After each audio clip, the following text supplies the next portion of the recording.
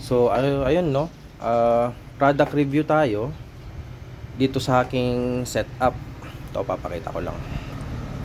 Ayan. Ito po ay 18 parallel. Bali 4S 18K ito.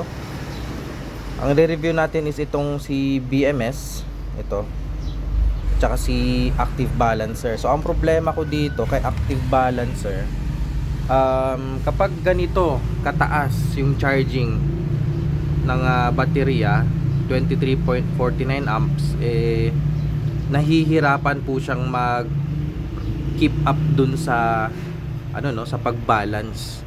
So ang napansin ko lang dito sa Active Balancer na to, ang specs pala nito is 5.5 ampere no, yung maximum niya. So tinanong ko kung ito na yung pinakamabilis nila sa may Dagupan Solar. Ito na daw yung pinakamagandang nila na budget friendly. So ang bili ko nga pala dito guys is around 500 ata. Ito 500 pesos. Hindi ako bumili nung Dali dahil merong mahalan. Pero nagbabalak akong bumili nun in the future. Pero mamaya meron tayong darating na parcel at tatry natin siya kung mas maganda ba siyang mag-balance compared dito sa nabili natin sa Dagupan Solar.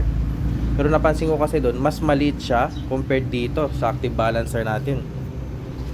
So ipakita ko lang ulit no kung ilan yung temperature nitong si Joy. Gamit ko kasi dito guys 500 watts no, 33 volts na isang panel lang yun. Ito pakita ko ulit.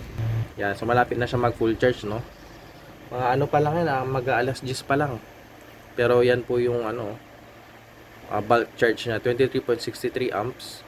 Ang sinet ko dito is I think binabaan ko siya, ayan. 14.3 volts lang.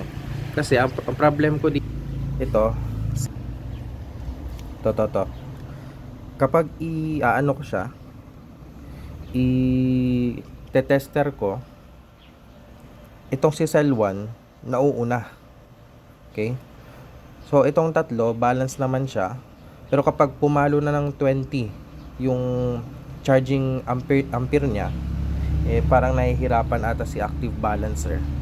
So ipakita ko lang sa inyo no kung anong voltahe niya. I-test natin.